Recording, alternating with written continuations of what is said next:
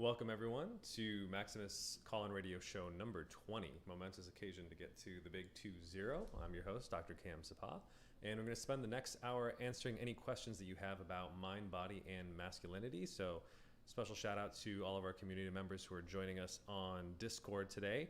We have some folks, Ben on Clubhouse, got a few folks on Instagram, and welcome to everyone joining us on YouTube Live. We always prioritize live questions, so if you want to call in and chat, just unmute yourself on Discord, and feel free to ask away.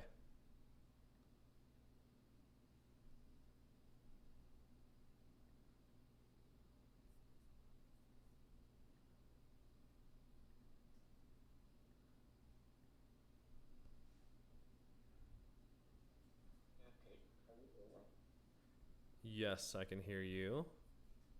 Okay. Well, I have a question on the Discord channel about like what science can be behind this idea of using or building accountability systems. So,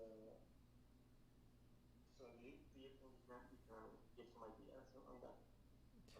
Yeah, great question. So your question was around what's the science behind using accountability groups. So I think that the broader purpose behind sort of accountability groups is what's the difference between sort of individual versus group-based intervention. Unfortunately, there's literally probably a half a century of scientific literature on this, because essentially accountability groups are a form of group therapy, right? And there's a ton of literature on the use of group therapy. And the interesting thing is, so I spent a decent amount of my career working at the VA, or the Veterans Administration Hospital. And that health system, in addition to a lot of large health systems in the United States, like Kaiser Permanente, essentially use group therapy as the first line treatment. So if you have a mental health issue, as long as it's appropriate, they'll actually put you into group therapy before they even offer you individual therapy. And the perception a lot of times people have is like, oh, it's inferior to individual treatment because you're not getting that one-on-one attention and care. And that's not necessarily actually true. Now, there may be some, individual issues or like really complex cases that really do warrant individual treatment or care. But there's a unique benefit actually to group therapy, because it's not just the benefit that you're getting from the psychologist or the group leader that's facilitating the group, but you're learning from other people as well. So you're getting the benefit of not just one person's wisdom, but a dozen or more people's wisdom. And in addition to that, you also get the shared experience. The challenge with individual therapy or intervention is there is a power dynamic, right? There's a difference in the psychologist and the patient, or if you will, the sort of teacher-student relationship, right? One person is sort of imparting the knowledge and the other person is sort of receiving it. But when you're in a group context, you're kind of peers. You're all going through the same sort of journey together. And so there's a greater level of sort of commiseration and empathy for shared experience. And that's why my experience actually running groups at the VA was tremendously beneficial, because I can teach someone how to do let's say pain management for someone who has chronic pain on an individual one-on-one basis, and occasionally I would. But there was something validating about being in a group of 10 other people who share similar health conditions to you. A, you don't feel alone. B, you get a greater sense of social support and connection from other people who are dealing with sort of similar things to you. And it also validates it, right? So, for instance, as a psychologist, we might be talking about how you might want to approach versus avoid your pain and not let it get in the way of doing the things that are important to you. And you as a patient be like, doc, I get it, but you don't have this pain. You don't understand what it's like to be in my shoes.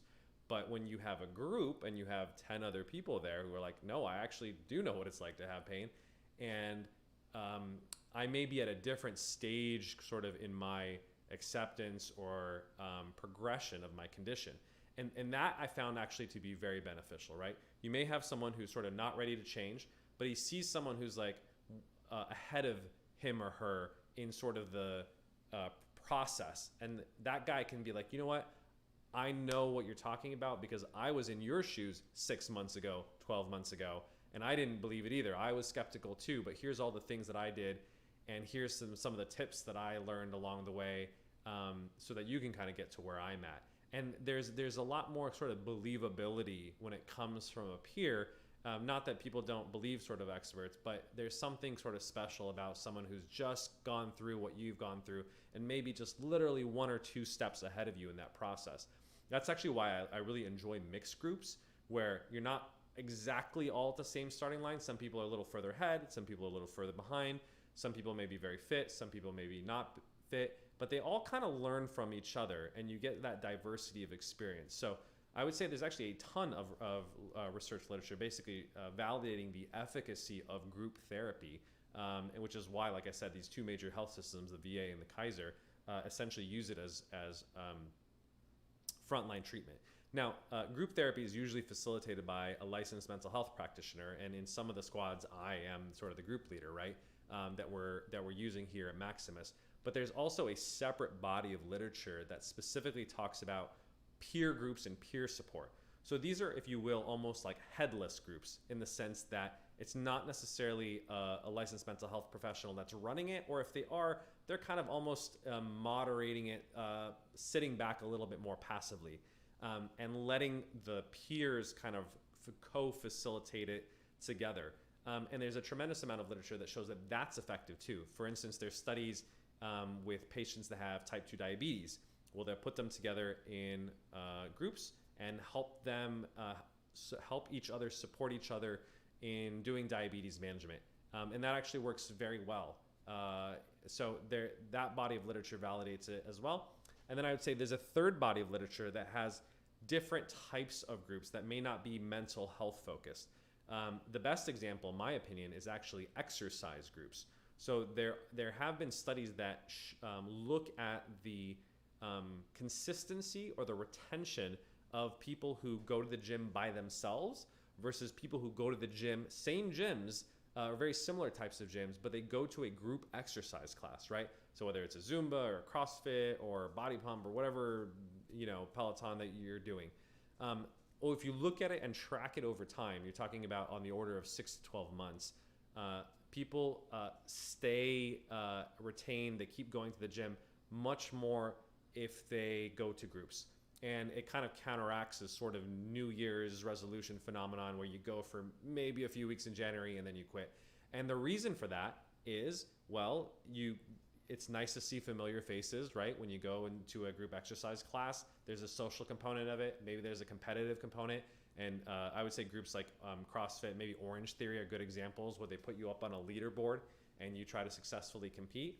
And also there's someone missing you if you don't go. And as human beings, we're very sensitive to that, right? They'll be like, I didn't see you at class last week. And they might check up on you. Versus if you're gone alone, people might not know or quite frankly care. So it's not to say that you have to do everything in groups. There's obviously people who are very self-motivated and they can go to the gym by themselves. I'm certainly one of those people. But I'll tell you, even as a very self-motivated person who goes to the gym 5 days a week, when I had, like a weightlifting buddy, or when I ran a high-intensity interval training group when I was a grad student at UCLA, I was even more consistent because I would very rarely skip a day because I knew there's someone who was counting on me to be there. And so if there was a day I didn't sleep a lot, if I was on my own, I'd be like, okay, maybe I'm going to skip that day, or maybe I'm not going to work out very hard. But when there's someone else counting on you, it really does push you. So I think in the downside scenario, it prevents you from skipping. But even in the upside scenario, if you've ever done competitive athletics, you can just push yourself much more when you're racing and competing against one another. When you do feel good, you'll actually push yourself to the limits. There's nothing like being like on a bench press and you're doing 8 reps and you're tired and you have someone screaming at you, do 1 or 2 more. You can do it, and I got your back in that I'm not going to let it fall on you if you try and you fail. So it really does allow you to go above and beyond your capacity as well when you have that social support of being in the group. So I would say for all 3 of those reasons, there's a tremendous amount of support behind sort of the concept of accountability groups. And we have a particular implementation of that in Maximus, right? So we're putting, 2 dozen people into these online squads. It's asynchronous. meaning that these aren't live groups. So traditionally, group therapy is like an hour a week. You talk live, just like we're doing here. But I actually published 3 papers when I was the founding medical director of Omada Health, showing that asynchronous groups, just like the ones that we're doing here at Maximus, also work. We had people lose 5% of their body weight, reduce their blood sugar levels, even regressing from the pre-diabetes to the normal blood sugar range, because it's so much more convenient to do the asynchronous. Like, I'm glad all of you are here joining me Thursday at 6 o'clock, but there's also people who, they're working or they're in a different time zone, they can't. So the benefit of the groups is, look, you just chime in whenever you have the time. You can literally, there's a Discord app, you can do it on your mobile phone as you're walking about town. And so it's incredibly convenient. And I think in some ways it makes up for the lack of synchronous connection. Yes, it's always better to hear and see someone and hear their voice. But if you can't come on a consistent basis, the asynchronous is just way more flexible, way more accessible. So we do know that even in this digital online model that we're doing, that can actually work pretty well as well.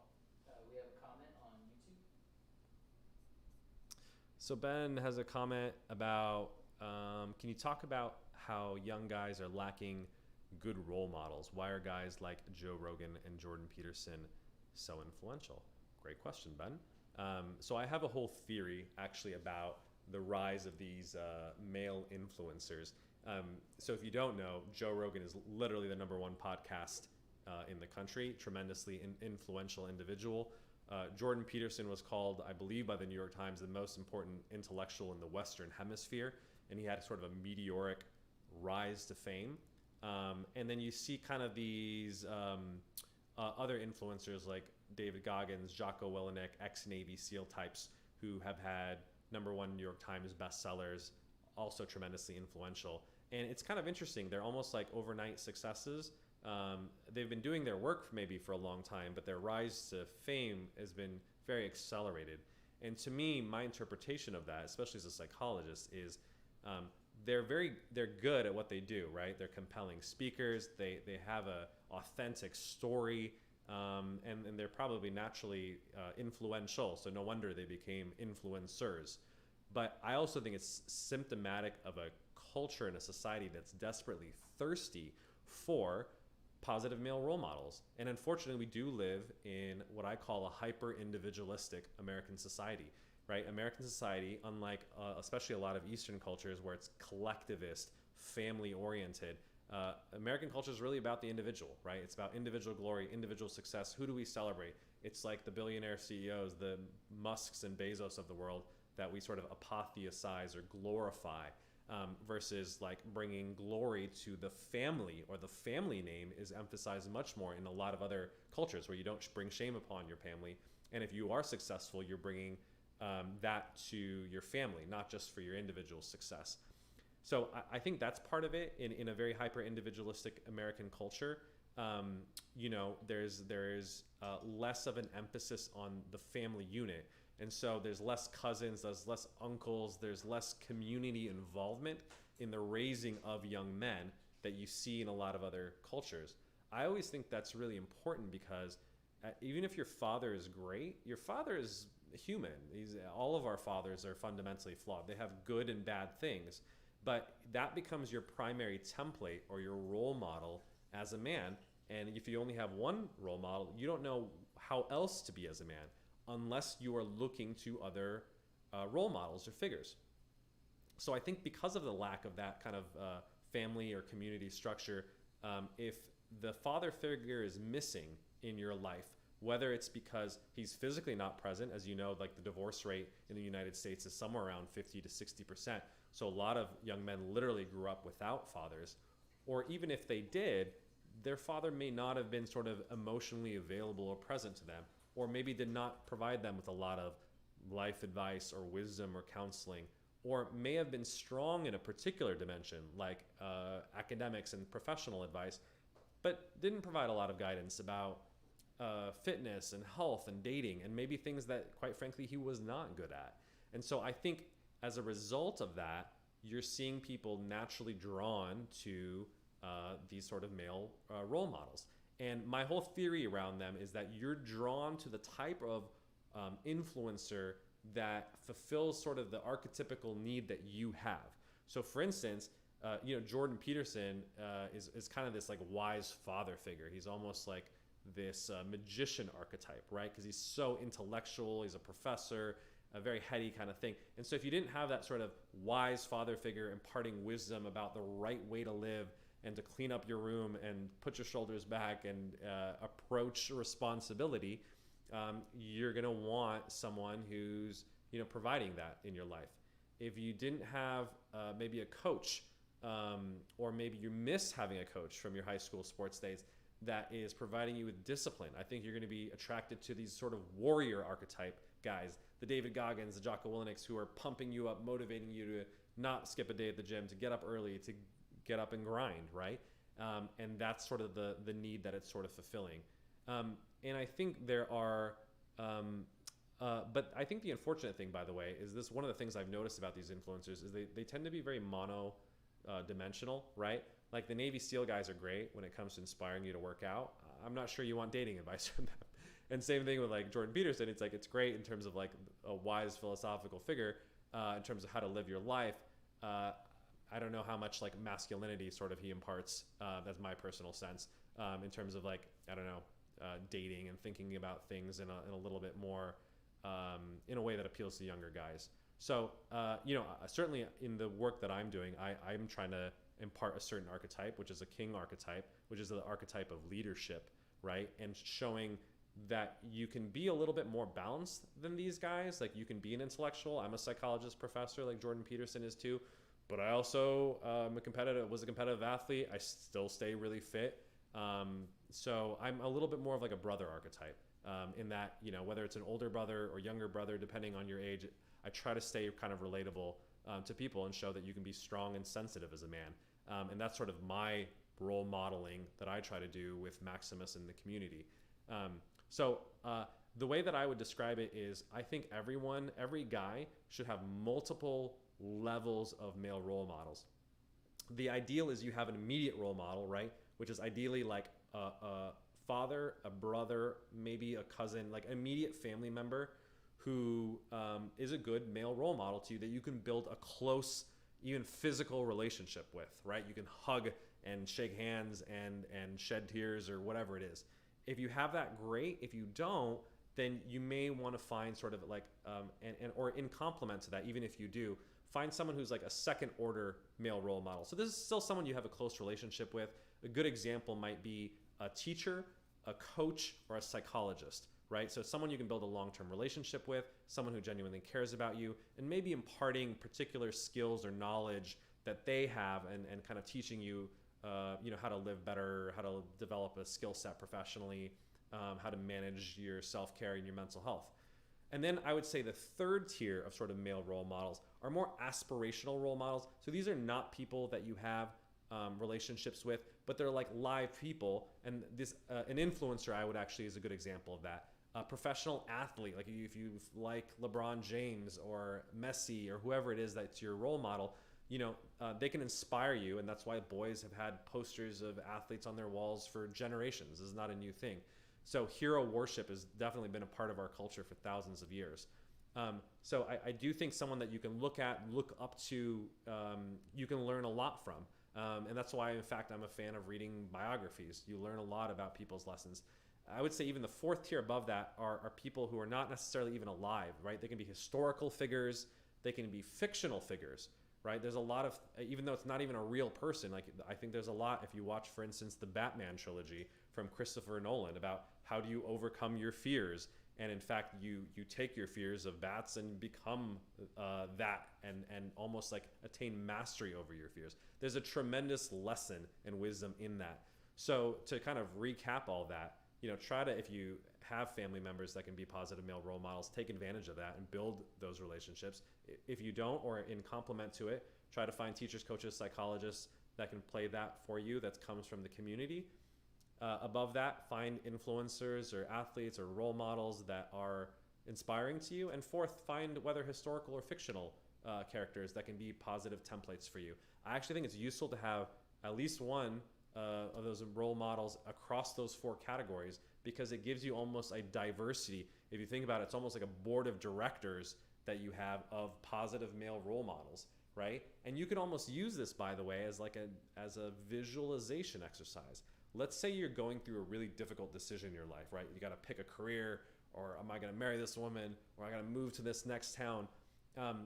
If you have those people that are real in your lives, like obviously go talk to them and get advice from the people that you have actual relationships with. But if you don't, or in complement with it, one way of kind of tapping into your inner wisdom is to what a colleague of mine calls like a mental board of directors exercise, where you kind of close your eyes, you imagine those role models sitting around at a table, right? And you're thinking about, okay, what would maybe my ex-coach, who maybe is not in my life anymore, but I almost like spent years with him, I know his voice, or maybe what would this aspirational figure or athlete that I admire, what would he say? Or what would someone I really look up to and admire, what counsel might they give me? And it's a way of almost tapping into not only your intuition, but maybe some archetypes. And obviously in certain religions, this is a common technique, right? So in the Christian faith, people wear bracelets that say, what would Jesus do, right? Because it personifies sort of the values of that belief system and guides you to like make better choices on a day-to-day basis. So you can do that with yourself with proper masculine, role models as well. We got a lot of comments on YouTube. All right, let's take a look at some of these comments.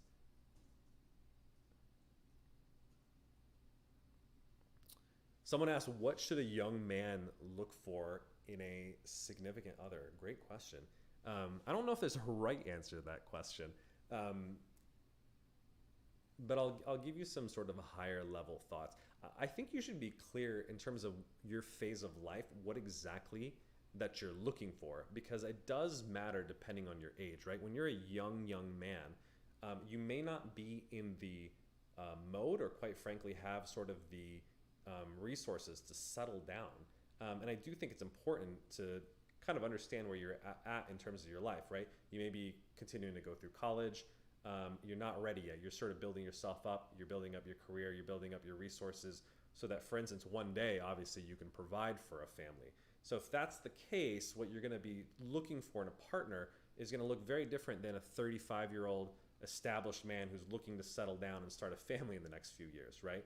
So I would say if you're on the younger end of the initiative, you probably want to, first of all, like be transparent with whoever you're dating in terms of like what you're looking for.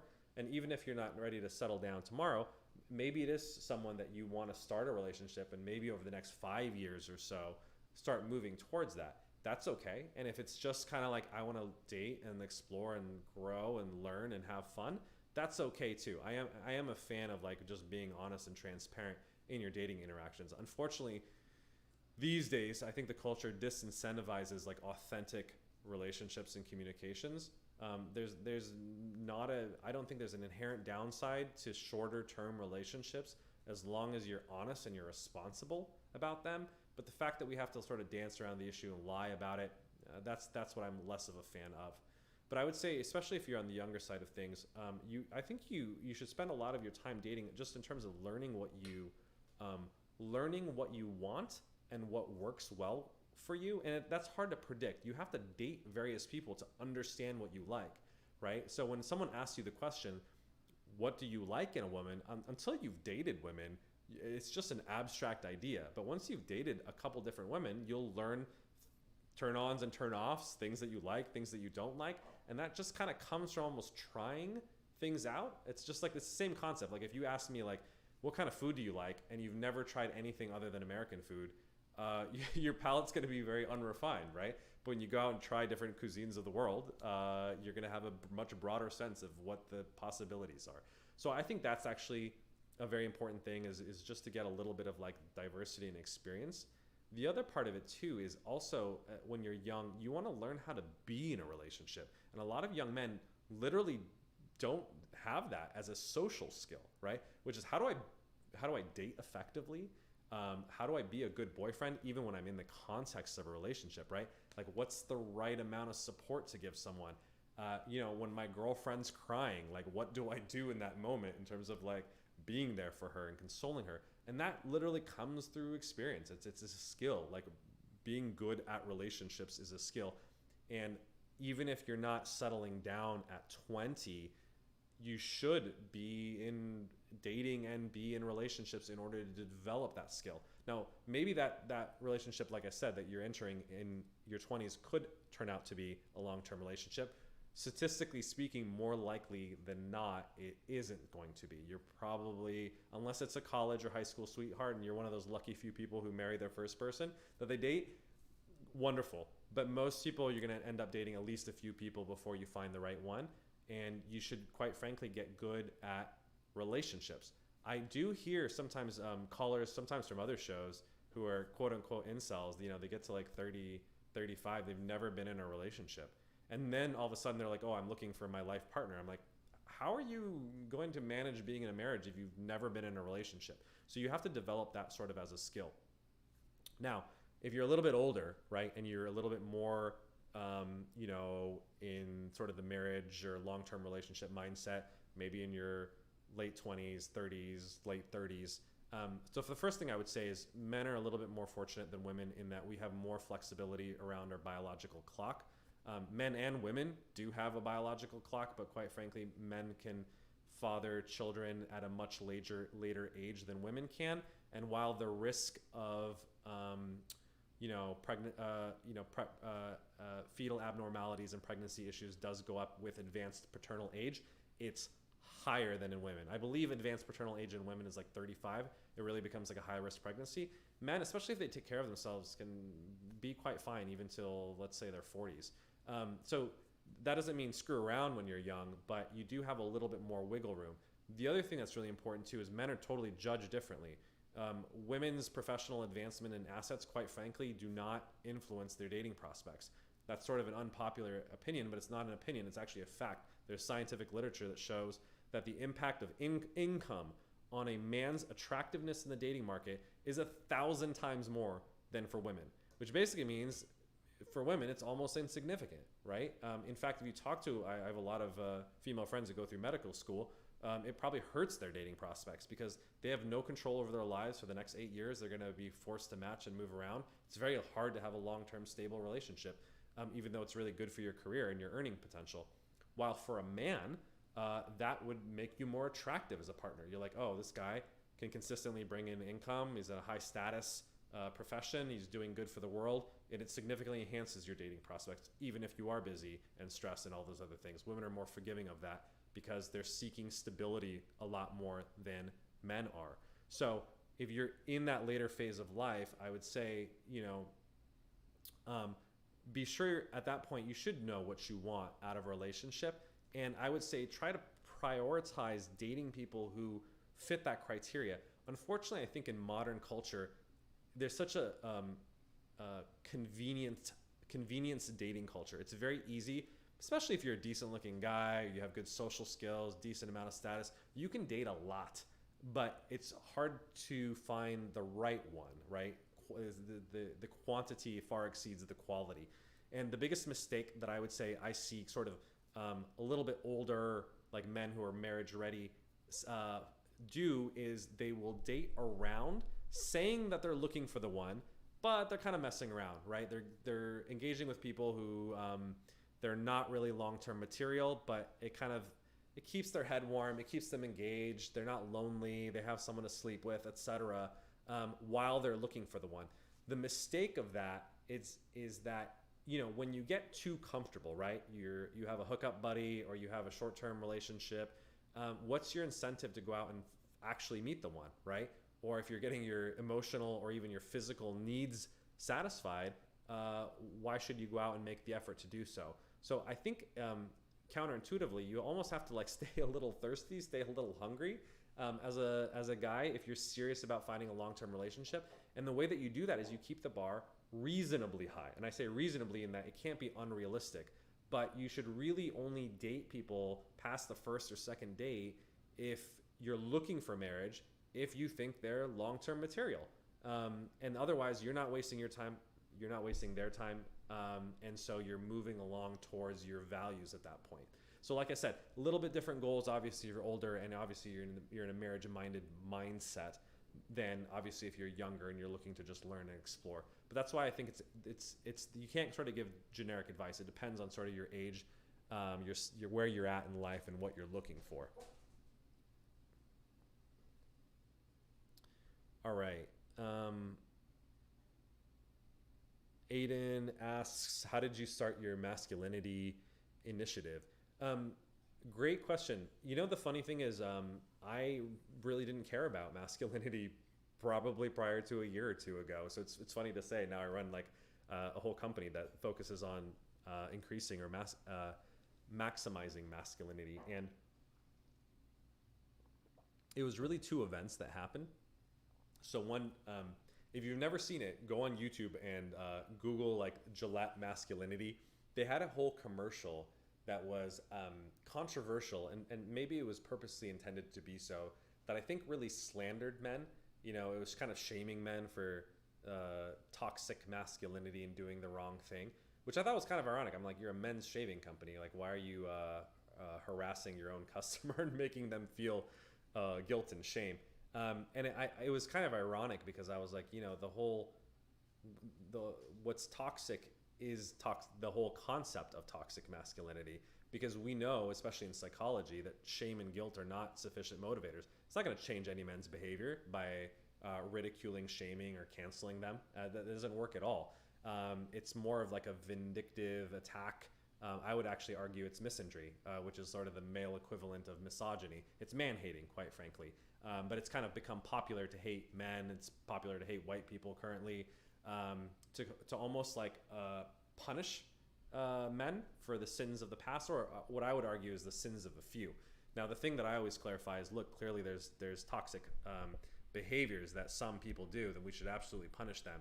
But it doesn't mean there's something inherent about masculinity that's toxic. That's why you never hear the term toxic femininity, right? There's women behaving badly, but it's not a function of their femininity. So clearly there's sort of a political agenda there. And I saw the American Psychological Association do the same thing. They talked about, you know, classical or traditional masculine traits like competitiveness, aggression, stoicism as being psychologically harmful to boys, which I thought was complete nonsense. And I also thought it was misleading to try to claim that there's strong science around that, when really it was a handful of psychologists in a particular division of the APA that was pushing a particular agenda. We know that, like, I mean, certainly my belief that you should prepare young boys to be competitive, because men compete in a social hierarchy, and you do better when you know how to compete successfully. Stoicism is not about emotional suppression. If you actually read Stoic philosophy, it's learning how to manage your emotions in a tumultuous world. It's a useful trait. And aggression is not bad if it's channeled appropriately. We know that if you channel aggression into sports, but you do it with a sportsman-like way, you're going to be better. All the great athletes are aggressive and competitive. So these are not harmful traits. And I thought it was so misleading and damaging that this message is being put out, not only by big corporations like Gillette, but the American Psychological Association, right? Which is supposed to be science-based. And so that's why I started to care about it, because I realized that there needs to be a voice that counters these myths, quite frankly, and says masculinity in its mature form is positive, it's healthy, it's tonic. The world needs masculinity just like it needs femininity. We need both, quite frankly, and the world would be missing something large if we didn't have both significantly represented, but also encouraged in their mature forms. And so that was kind of the whole inspiration behind the movement behind Maximus, which, you know, we're a company, we're going to make money, we're going to sell products, we're going to have services, but the bigger mission and vision is to help men be better in mind and body, and to promote a positive masculinity. And I think we're, quite frankly, different than any other company, because no other telemedicine company that I know is doing that. Yeah, great question. All right, Jay has a question from YouTube. Can you elaborate with examples on selective disclosures for this tweet? Intimacy requires shared vulnerability. CEOs selectively self-disclose, only sharing what is effective and it is in your best interest. Great question, Jay. So a little bit of backstory about this this tweet, right? So there's this popular notion, and I think it's terribly wrong, quite frankly, about like radical honesty. Like, you can't have a good relationship unless you tell your partner, 100% of the truth, which I'm like, I don't think I know anyone who tells everyone 100% of anything, quite frankly. It's one of those things. It's like communism. It's like good in theory. It's terrible in practice because, like, for instance, imagine like telling your significant other like how many people you've slept with, and the number is a number that they're uncomfortable with.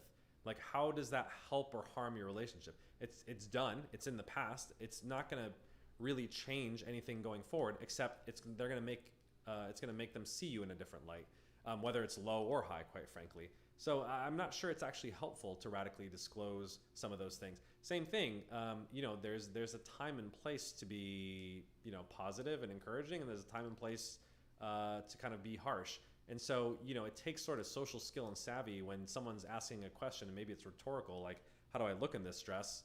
The answer is sometimes you want to be honest if she wants honest feedback, and sometimes she just wants a compliment. And that's your judgment as a guy to understand what she wants and needs, and you give her that, right? And so that's why I don't generally think the concept of radical honesty is helpful. I also think it's actually radically selfish, to be honest, because you're not thinking about the other person's feelings. In the philosophy of ACT, you do what's effective, right? It's not just being right or being truthful. And it's not to encourage dishonesty or sort of a Machiavellianism in terms of the ends justifying the means, but it's saying, look, if you really care about this person, you'll be attentive to that. So I'll give you an example. It's like, you don't tell kids the whole truth, right? If you're like struggling to pay the rent, a 9-year-old can't handle that information, and they're going to have like nightmares because they don't know what to do with that. So you're not going to be radically transparent with your kid. Now that I think most people would agree with that concept. With a partner, obviously they're much more emotionally mature, but it doesn't mean that they need to know everything about you. You can still have a very emotionally close, very emotionally available relationship without disclosing 100% of information all the time. I think that's very true for psychologists and CEOs. In fact, the rule as a psychologist is I do sometimes self-disclose when I'm working with a client. But when I do it, first of all, the default is to not disclose, okay? So you don't share information by default. If I do, I have to sit there and filter it through my mind and ask myself, is this about me or is it about them? Am I just sharing this because I need to vent and I'm making this therapy about me? Because obviously that's not what they're here for. Or by sharing this story, it's gonna help them because it's gonna illustrate that I can relate to them, or maybe there's something I learned that they can learn from. But literally every time I self-disclose, I literally run that little checklist in my head and make sure it's in their best interest, it's useful, and there's not another way I can convey that, right? So it's a very selective use of self-disclosure when you're a psychologist. I actually think it's the same thing as a CEO. I'm like, all the CEOs I know worry about shit all the time, right? They have trouble sleeping at night. They're worried about what can go wrong. But if I mention that at every single team meeting, it's going to create unnecessary anxiety with the team, right? So it's not that I'm being dishonest about it, but you want to read the room, and also people are looking to you for your emotional tone. You want to be confident as a leader, and people draw upon that, and they distill their confidence from you. And if you have a CEO that's worried and anxious all the time, and that's the predominant emotion, they're not going to have faith in you. They're not going to have faith in the stability of the company. And so there's a time and place for it.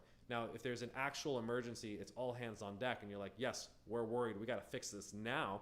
You can use that, maybe even in a positive way, to rally people around, rally the troops. But you can't be doing that all the time. So it's another example of why, I think sometimes like being a CEO is a very lonely job, because it's hard to be honest with almost anyone, right? You can't be 100% honest with your team. You can't be 100% honest with your investors because they're constantly judging and evaluating you. That's in fact why, to connect these two dots, I actually recommend every CEO has their own psychologist, because it's the one person you can be 100% honest with, who won't judge you, who maintains confidentiality, won't disclose it to anyone, and will also provide you with non-judgmental compassion, and that even if you fuck up some stuff, they're not going to be angry at you or judge you like your team or your board will.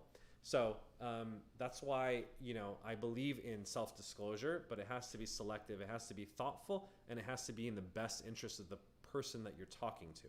So just be very thoughtful about what you share. It's not to hold back, but there's a right balance, and it's somewhere between not sharing anything at all and sharing everything. The right answer is not 0 or 100%. It's somewhere in between. We have one more question about biography on YouTube, and then we had two more questions via Discord. They're also in the YouTube though. Same chat thread. I put them in there for you.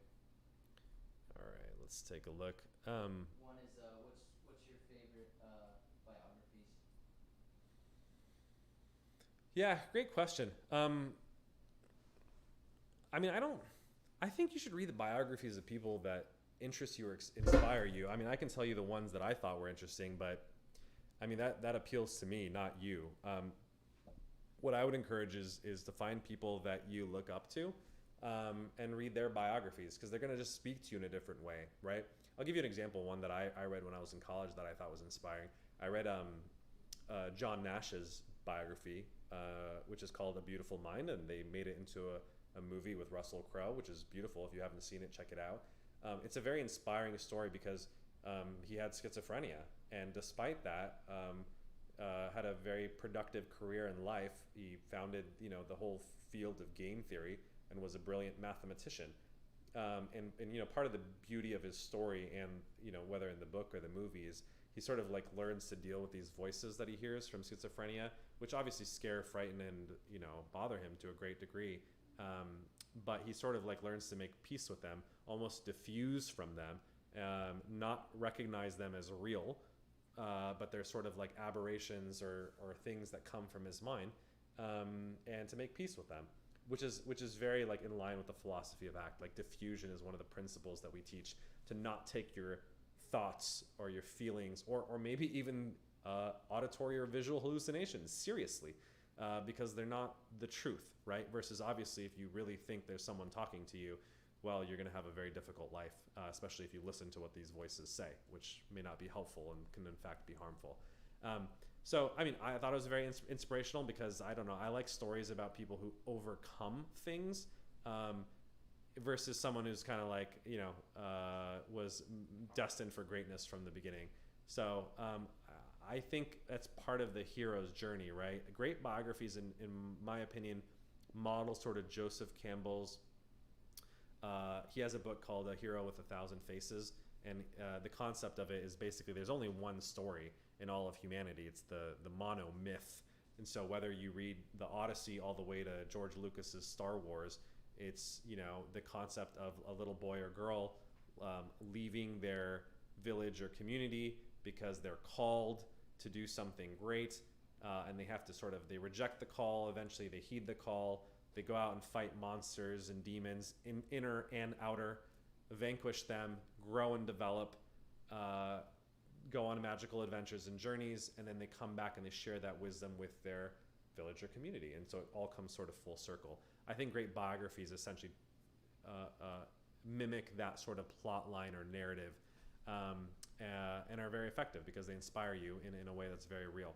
So yeah, I would say that's one that I liked, but you should find people that inspire you and resonate with you, and read those ones. We had another question. I put it in the YouTube chat. It's can you talk about memory reconciliation? See it? I do not see this. Oh, okay. Yeah, it's under Maximus. It's on the Discord. Yeah, it's also on the Discord as well. It'll be the. Yeah, I see that. Okay. Why don't we skip that one? Okay. And the next one is I don't know what I want in the future exactly. How do I create a 5-year plan?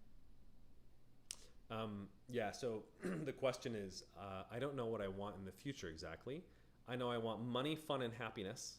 How do I create a 5-year plan and reflect on those choices in my daily life? Can you please give an example? Nothing wrong with money, fun, and happiness. I would take a little bit of a contrarian stance, though, in that while those are all good things, they're a terrible metric in order to decide how to live your life. And I'll tell you why. fun and happiness are emotions. And the problem with emotions is that they're fleeting. I don't know anyone who is having fun 100% of the time. I don't know anyone who's euphoric, like ecstatically happy 100% of the time, even relatively happy people. The problem with using that as your North Star in life is that you're going to be constantly essentially chasing a high. I would argue if that's what you want out of life, you should go do a bunch of cocaine, because that's the best way to feel euphoric and have fun all the time. Now, obviously, that's not my real advice, because that's a disastrous way of living. Most people who are cocaine addicts do have a lot of fun, and then they crash and burn and develop health problems, social problems, all kinds of problems, right? Because you can't chase a high forever, and you know there's disastrous consequences when you do. The other problem with chasing feelings is you maybe even drug-free be having fun or being happy, and it's a Sunday afternoon and you're enjoying, sitting on the beach and hanging out and doing your thing, and then you're thinking, oh shit, Monday morning I gotta go to work and this is going to end. And now you have sort of the Sunday scaries, as they like to call it, and you're, even in the moment, while you're having fun, while you're experiencing bliss, if you will, you're not able to enjoy it because you're thinking about when is it going to end and be over, right? So that's the kind of the cruel irony, is even when you have the thing that you want, you're not able to fully enjoy it because you're so attached to it that you know that it's going to end. So it just illustrates that essentially hedonism, which is the lifestyle basically that you're talking about, is not a great way to live. And in fact, we've known this for thousands of years.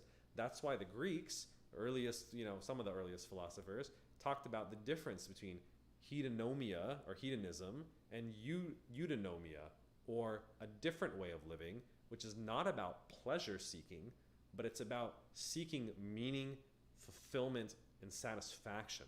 And that's not a feeling, it's actually an appraisal, right? So if you say, I'm satisfied with my life, that's a cognitive appraisal, meaning it's an evaluation of your life. And right now you may be going through a lot of shit.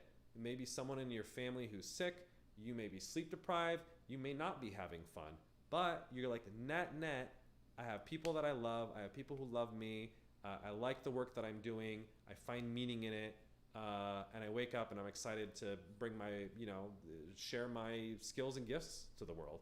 And so you can be satisfied and unhappy in the moment. You can be satisfied and not be having fun right now.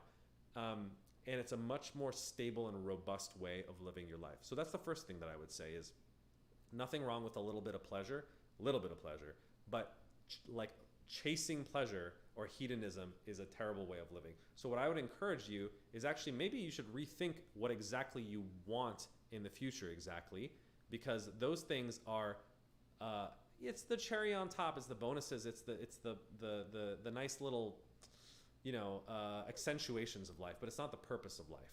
I would argue. I would say a much better and more effective way of living is to identify what are the values or what are the things in life that are important to you. And let me distinguish between goals and values, because this is a very important point. Goals are like, I want to be famous, I want to make a lot of money, I want a hot wife or husband. You can say, I checked it off my list, I did it or I didn't do it. Goals are by definition achievable. The problem with them is you're going to have some lofty goal and maybe you'll never achieve it. Maybe you'll never win that Oscar. Maybe you'll never find the trophy husband or wife. And then you're going to say, my life is not good because I haven't achieved my goal, right? Versus a value is totally different. A value is by definition unachievable. In fact, you can live your value in any given moment. So as opposed to saying, I want a trophy wife, right? And maybe I'll find her in 5 years. You can say, what's my value there, right? I want to be a loving person to other people. Right? That's the actual value. It's like, well, what are you going to do with your trophy wife? You're just going to hold her up like a trophy? No, you want to be loving, right? That's the character, that's the quality that you want to have with her.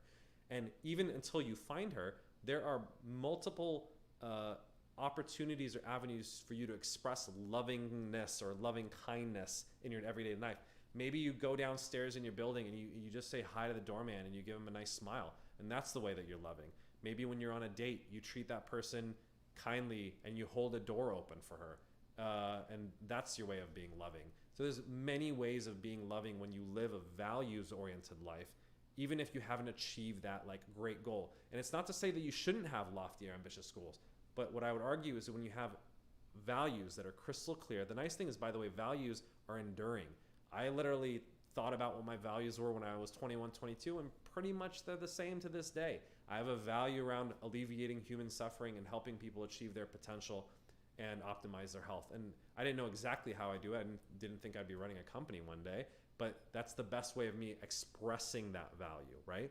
And so the value always stays the same. You may come up with different goals that can achieve that, right? I can do that one-on-one as a clinician, which I do, right, in a private practice where I coach CEOs and VCs. I can do that as a professor where I train psychiatrists, the next generation of doctors, to treat other people. So that's one step removed. Or I can do it through a company where we can help hundreds of thousands, if not eventually millions of people through this platform, through the telemedicine that we're doing, et cetera.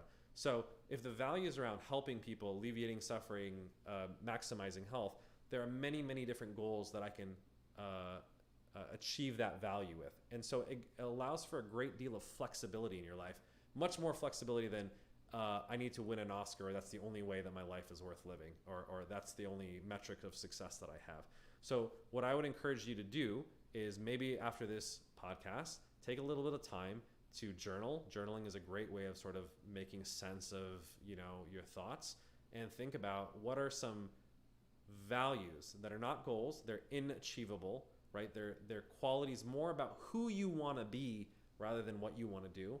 And think about who do you want to be in 5 years rather than what do I want to do in 5 years? Because when you're crystal clear about who you want to be, the goals will naturally elaborate themselves. So for example, if you're like, you know what, I really do want to be, you know, a loving person, a loving partner to someone, right? And then you'll be like, okay, well, what are the goals to do that? Well, maybe I should go out and date. Maybe I should find a girlfriend. And that's the goal. That's the expression of that thing. Let's say you have a value around health, right? You want to maintain your health and maximize that. Then you'll come up with goals about, okay, how do I need to work out, exercise, eat right, etc. They come out of the expression of that value. But if you're blocked in some way, like, you know, gyms are closed during quarantine as we experienced in the last year, you're like, great, maybe I can't do my weightlifting goal, but there's other ways I can achieve my health goal, and I have to get creative around it. That's the nice thing about values. You can always live any value in any given moment, and there's many ways of expressing it. So if you're interested in this philosophy, this comes from a psychotherapy called ACT, Acceptance and Commitment Therapy, which I teach and practice. And so there's a great book. I'll type it in the show notes. It's called The Happiness Trap.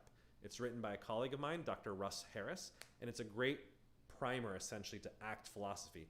And the reason it's called The Happiness Trap, it's exactly the answer to your question, which is his whole thesis is the reason that Americans are so miserable is because they're obsessed with the pursuit of happiness. And we just talked about why pursuing happiness as your goal in life is very problematic. So instead of chasing happiness, chase meaning and living a values-driven life, because you're going to end up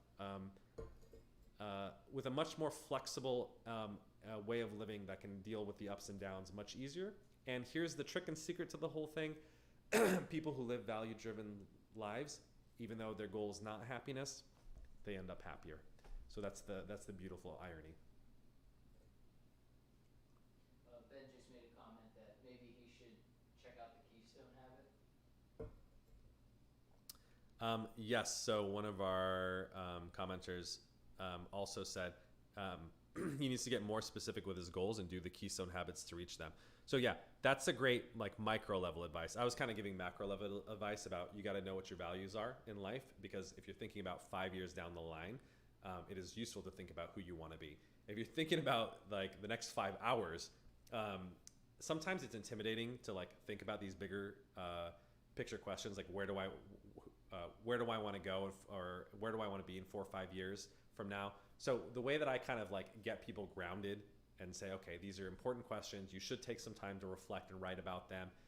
But I know you're a procrastinator, so you may not do that immediately. So why don't we stick in the here and now, start a keystone, just write down for 4 minutes what you're going to do in the next 4 hours. And then, you know, you can make sure that you're using your time productively. and starting to make slow and steady progress towards some of your goals. So these are complementary things. You have to know what your values are in order to come up with your goals. And then once you know what your goals are, you use a system like the Keystone Habit to make sure that you are taking daily actionable steps toward them, and you're progressing and you're iterating and you're overcoming barriers to doing so. So they're very complementary. The Keystone Habit is very behavioral, act and values, sort of values exploration, getting contact and clarity with your values is a little bit higher level, but you kind of need to do both. So we'll paste in the show notes the Keystone Habit if you want to read that as well. That's all the comments, and we're at 6:57. Awesome. Is there anyone who wants to ask one last question? Otherwise, we can potentially sign off. Hi, Doctor. Good evening. I had a question. Ever since you mentioned that in your own private practice, you see a lot of CEOs and VCs, Mm-hmm. wealthy people, successful people, very busy people. Mm-hmm. My question is, can you be that kind of person, a successful, a wealthy person, influential, and not fall into traits of narcissism or psychopathy, such as being manipulative and not having a problem stepping over other people to get what you want? Yeah, it's a great question, right? So the question is, I work with a lot of very successful CEOs and VCs in my private practice. And the question is, do you have to, become narcissistic or Machiavellian or psychopathic, any of these dark triad traits, so to speak, in the pursuit of success? And the answer is absolutely not. Because I can tell you, in fact, every single one of my clients, as part of the initial intake, right? I do a comprehensive psychiatric assessment. So I literally measure them on those three traits: narcissism, Machiavellianism, and psychopathy. And so it tells me for this individual client, where do they lie on the spectrum, right? So there's a percentile from 1 to the 99th percentile. And I'll actually tell you, the overwhelming majority of my clients do not come up as high or even above average on those three traits. Now, there may be a little bit of a self-selection bias in the sense that I know there are CEOs out there that are high in dark triad traits. Maybe those are the ones that don't come to therapy or coaching because they don't think there's a problem. So I fully acknowledge that may be a bias, but I work with a fair deal of, I've worked with a lot of people, and so including some very successful folks, and who are quite low, in fact, on those qualities, maybe even lower than average, I would say. So I do think it's important to realize that success is not a zero-sum game, right? I think actually it's one of the best things that's come out of Silicon Valley is, there's certain industries where maybe it's winner take all, but like, for instance, I was just talking to someone, CEO of a furniture company, and he was saying that furniture, like he actually talks to his competitors and they share tips and give advice to each other. And you're like, that sounds crazy. But he's like, furniture is so big of a market. It's like $1 trillion like total market that you can have multiple billion-dollar companies in that. And so he had a very non-zero sum philosophy, and lived his life that way. I was actually very impressed. He just told me that like 2 hours ago. I was in a panel with a bunch of other CEOs, and his company is very, very successful, by the way. So, but I don't think it's a coincidence, right? I think people who you probably do need to be competitive to be a successful CEO, but it doesn't mean you need to be an asshole, quite frankly. I'm sure he is competitive, but he knows that playing well with others is beneficial to the whole industry. And there's a lot of industries, by the way, where cooperating with your competitors actually is better for all of you. Because if you go attack each other, the government or regulators may just want to knock all of you down. So I think there's in fact a lot of room for cooperation, even in capitalism, even in a highly competitive market. And it may in fact behoove you to be that way. So No, I don't think you need to be. First of all, I don't really think you can become psychopathic. It's a little bit more genetic, so I don't think you have to worry too much about that. Narcissism is typically more developed through early childhood experiences. I think there maybe are examples of people who become like overnight successes. Maybe they were like the nerdy kid in high school, and all of a sudden they become a hotshot CEO, and they're being chased by whether it's investors or founder hounders, as we like to joke. And maybe it does go to their heads. But I think that's why being grounded, being clear what your values are, what's your purpose for doing this? Is it to, I don't know, make a lot of money and date a bunch of people, or did you have a bigger purpose for starting this company? Remembering why you got into it and is keeping that close to heart, I think is really important. The thing that I think is the biggest risk is Machiavellianism, because Machiavellianism is the most easily made of the three dark triad traits. I think everyone can become Machiavellian, and in fact, this is like you'd argue World War II sort of shows that, right? Like a lot of the Nazis were not intrinsically psychopathic people, but they went along with the party lines due to the incredible social pressure, right? And there's a lot of psychology that validates sort of that. Don't get me wrong, there's definitely some evil that happened, but there's a ton of literature that shows that, this is the Stanford prison experiment, even though that was kind of debunked, but the principle still applies in that anyone can become Machiavellian or even act in, mildly evil ways if there's the right environment or social pressure. That's the thing I think people need to watch out for. Is it's very easy to cut corners, skip steps, etc., or do things where the ends justify the means. But I think that's why you have to have principles and values, right? I was talking about this with my team the other day, about like where do we draw the line when it comes to keeping our culture. Like we have a certain process, for instance, in how we interview folks. There was someone who disagreed with it and didn't want to do it. And I thought to myself, you know what, maybe they have a valid point, but for us, keeping in the integrity of our culture and having really good people work at our company is really important to us. And so we're not willing to, bend or flex, even if it might help hire this person. And so I think you just have to know what's important to you and stick to your guns. And I think that's where principles and values make all the difference. So great question. But yes, you can do good, you can be good and do well in the world. It is absolutely not mutually exclusive. All right, everyone, that is, we're going to wrap up. So let's save it for next Thursday. I really appreciate it.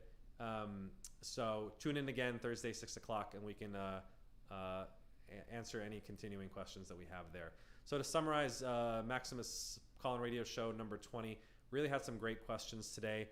We talked a little bit about recently about the difference between goals and values in terms of figuring out what you want over the next 5 years and the benefits of a values-driven life. We had some great questions from YouTube about like favorite biographies, how to pick a biography. We talked about the Keystone Habit in terms of how to make progress towards your goals. We talked about the whole sort of masculinity movement and how it was inspired Maximus. We talked about what a young man should look for in a significant other, or if you're kind of like a little bit more middle-aged, and how that's sort of different.